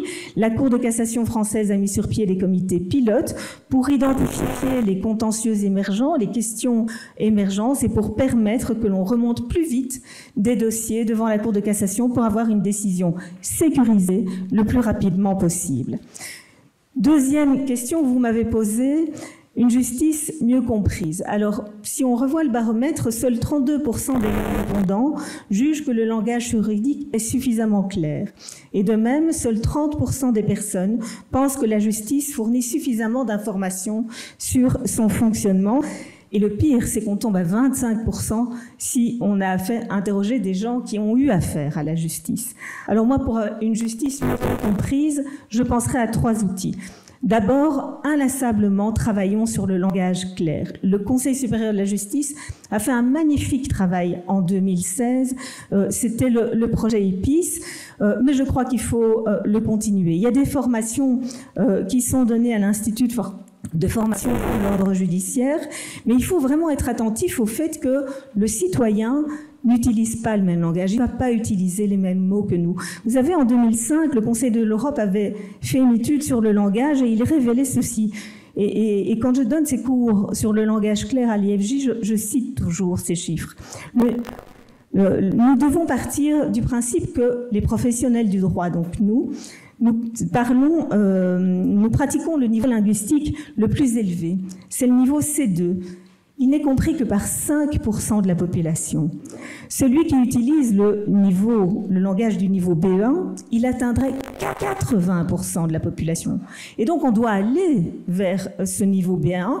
Alors, concrètement, dans les grandes lignes, selon le rapport, il s'agit du niveau linguistique des élèves du premier degré de l'enseignement secondaire. 14 ans. Ne l'oublions pas. Ce devrait être notre idéal linguistique. Et puis, il faut se dire qu'il y a encore une catégorie de population qui ne comprendra pas cela. Et donc, vraiment, nous devons nous efforcer de faire une forme de sur-mesure. Alors, pour moi, le langage clair, c'est avant l'audience, pendant l'audience et après l'audience. Avant l'audience, je répète, une préparation enrichie devrait nous permettre d'identifier à quel type de justiciable nous aurons affaire à l'audience. Pendant l'audience, c'est accueillir évidemment le citoyen s'il est présent et profiter de ce moment exclusif pour peut-être lui expliquer un certain nombre de concepts qui ne sont pas connus ou bien sur lesquels il pourrait y avoir un doute. À nouveau, j'ai un exemple. Lorsqu'on avait évoqué cette question de la compétence du juge, est-ce qu'on est un juge compétent? Toujours à Namur, se posait de nouveau la question de savoir si c'était le tribunal de commerce à l'époque ou le tribunal de première instance. Et une personne était présente, un commerçant, et à la fin de l'audience, je lui dis « Vous avez compris l'enjeu, vous avez compris ce qui se passe. Toute la question est de savoir si je suis bien compétente pour traiter votre dossier. » Et il me répond « Mais vous m'avez l'air très compétente, madame. » Alors oui, bien sûr, ça peut faire sourire, mais c'est nous rappeler que nous avons des faux amis. Et nous utilisons souvent un langage qui a chez nous une signification particulière, mais qui doit être expliqué. Donc profitons de l'audience pour expliquer que non, c'est pas du tout ça, et qu'il y a d'autres juges très très bien qui peuvent connaître du dossier. Le tout est de savoir quel est le bon. Après l'audience, eh bien là, il nous appartient effectivement de savoir écrire des choses complexes dans un langage clair. Et je vous l'ai dit, il y a des formations à l'IFJ. Je pense qu'on pourrait même aller encore plus loin avec une révision à intervalles réguliers. Deuxième piste, je crois que ce travail sur le langage clair, nous ne devons pas le mener seuls. Et nous devrions le mener avec les greffes et les collaborateurs de justice. Ils envoient en premier lieu des indications, des documents qui sont préformatés. Eux aussi, me semble-t-il, doivent être rédigés dans un langage clair. Alors, je me suis permis tout récemment d'aller voir nos outils informatiques tels qu'ils existent aujourd'hui, Justice.web, pour ne pas le citer, qui propose une série de documents, une série d'informations. Ça reste... C'est évidemment un outil qui a tout à fait le mérite d'exister, mais en tout cas, en ce qui concerne la qualité et l'accessibilité du langage, j'ai l'impression qu'il pourrait y avoir un petit progrès. Et là, je voudrais citer à nouveau un exemple de convocation qui m'a semblé tout à fait éclairante. Vous aurez peut-être vu récemment que dans le cadre des auditions d'enfants, le Collège des cours et tribunaux a proposé aux enfants, a fait une campagne sur le fait que les convocations désormais allaient reprendre un QR code qui allait renvoyer à une vidéo au cours de laquelle l'audience et l'audition allaient être expliquées. Tu vas rencontrer un juge. voilà qui il est, voilà ce qu'il va faire, voilà comment l'audition va se préparer. Moi, je trouve ça fantastique. Et je me dis que dans un monde idéal et utopiste, ce serait bien que toutes les convocations comportent ce type de QR code pour expliquer comment se déroule une audience en général. Alors, encore faut-il, évidemment, avoir accès à ce QR code, avoir accès à cette information digitalisée. Et c'est là qu'on évoque la question de la fracture numérique. Si vous êtes abonné à La Libre, vous aurez vu ce week-end un article intéressant d'Élise de Grave qui rappelait que la Wallonie fait figure de bon élève puisqu'il y a effectivement un décret wallon sur la digitalisation, mais qui impose notamment qu'il y ait un accueil physique dans toutes les administrations. Eh bien, moi, je propose aussi que pour passer le cap de cette fracture numérique, on veille à ce qu'il y ait un accueil physique dans toutes les juridictions. Ça suppose, et c'est ma troisième idée, de travailler sur la lisibilité de l'accueil dans les lieux de justice. Frédéric nous expliquait qu'il a rencontré des âmes en peine après 17h30 qui erraient dans le palais Poulart. Moi, il y a 1 an, j'attendais des magistrats français qui venaient en stage et je les attendais dans la salle des pas perdus. Le nombre de personnes qui étaient perdues et qui sont venues me voir en me demandant « Madame, je dois aller à... Comment ça va se passer? Qui est-ce? Qu'est-ce que c'est ?» Alors, tant qu'à être utopiste, moi je vous proposerais que dans un premier temps, on fasse un inventaire de l'accueil dans tous les lieux de justice et qu'on vérifie selon quelles modalités les personnes sont informées, quels sont les types d'affichage. Vous savez, aujourd'hui, si vous vous rendez dans un hôpital, vous avez un guichet centralisé et puis ensuite on va vous dire quelle route vous allez devoir emprunter pour vous rendre dans le bon service. Mais pourquoi ne pas imaginer ce type d'accueil tout simple dans les liens de justice, un fléchage, une personne spécialement formée à l'accueil, qui pratique évidemment le langage clair, qui sait ce qu'elle raconte, et puis en toute hypothèse, un soutien humain pour le cas échéant accompagner. Je vous l'ai dit, je suis toujours dans le rêve et dans l'utopie, mais cette utopie, elle me permet d'aborder la troisième question, je crois. La question de la justice équitable, en tout cas de la manière dont on perçoit la justice. Alors là, on a un bon score. 67% des personnes interrogées pour le baromètre de la justice considèrent que les parties à un procès bénéficient d'un procès équitable. Bon score, mais moi je suis quand même inquiète de me dire que 33% des personnes interrogées ont eu un sentiment d'injustice, sont ressorties avec le sentiment qu'ils n'avaient pas bénéficié de ce procès équitable. Et moi, je crois qu'il faut aussi que nous travaillions sur les perceptions et sur l'image que l'on rend. Et moi, j'aurais envie de proposer aussi tout un travail sur une justice inclusive. Ça signifie une justice qui est plus visiblement ouverte et représentative. Alors je sais que le Conseil supérieur de la justice est attentif dans son recrutement à ces questions, mais je pense que ça doit aller au-delà du magistrat. Les auditoires des facultés de droit aujourd'hui, ils sont cette Belgique tout à fait diversifiée. Et bien donc je crois que la justice, elle doit être diversifiée également. Ça concerne le recrutement des magistrats, mais aussi des greffiers, des collaborateurs, des personnes qui accueillent, et cela devrait se voir. Deuxième champ de préoccupation lorsque j'évoque la notion de justice inclusive, je crois que la justice, elle doit être accessible non seulement d'une manière générale, mais aussi, sans doute surtout, pour les personnes qui souffrent d'un handicap et qui sont les plus fragiles parmi nous. Alors, à l'occasion de cet inventaire dans les lieux de justice, nous avons tous déjà vu des zones plus accessibles pour les personnes à mobilité réduite, des grands ascenseurs, certes. Il y a une série de bâtiments qui sont équipés. Moi, je pense aussi au handicap invisible. L'année passée, en suivant une rentrée académique à l'université de Saint-Louis, tout était traduit en langue des signes. Alors, je sais pas vous, mais moi, j'ai jamais vu un traducteur en langue des signes dans une audience judiciaire en 30 ans d'activité. Et donc, je crois qu'il faut aussi pouvoir penser à ce qu'il y ait dans chaque lieu de justice une personne de référence pour l'inclusion, pour que les personnes qui ont encore plus besoin que d'autres d'accéder à la justice puissent avoir un contact. Et il faut qu'on y ait pensé avant que la question se pose. Et là, je vais être un peu provocante. Je crois qu'il faut même pouvoir oser la différence. À Alors, on n'en a pas vraiment parlé aujourd'hui, mais nous sommes tous, je crois, autour de cette table assez d'accord quant au fait que la visioconférence, ça n'est a priori pas une bonne solution, c'est en tout cas pas adapté au procès pénal, très très certainement. Mais je crois que pour une partie qui, pour elle, se déplacer, se rendre dans un lieu de justice, devient tellement complexe que cela serait trop compliqué et que finalement elle ne se rendrait pas dans ce lieu de justice, il faut peut-être pouvoir oser aborder la question de la visioconférence parce que là, paradoxalement, l'outil digital permettra de rendre une justice plus humaine, puisqu'à défaut si le choix est entre pas de justice, pas de rencontre avec mon juge ou une rencontre en visio, ben je crois qu'ils vont encore mieux travailler là-dessus. Donc vous avez compris que moi, pour ma part, j'ai envie d'aborder la confiance de manière globale, en menant tous ensemble une réflexion générale et sans doute un petit peu utopiste à ce stade, sur ce qu'attendent les citoyens avec le barreau, avec la magistrature, avec le pouvoir politique, et c'était pour cela que je souhaitais répondre à votre invitation.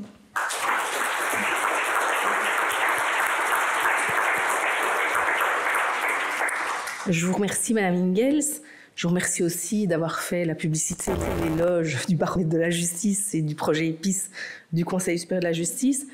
Alors, je partage avec vous l'idée que la baisse de confiance dans la justice, elle est très certainement liée à la communication. Dans les médias, quand on parle de justice, c'est toujours pour parler de ce qui ne va pas. Des bâtiments de justice délabrés, des problèmes procéduraux, etc. Et donc, il est grand temps que la magistrature parle aussi positivement de ce qui fonctionne.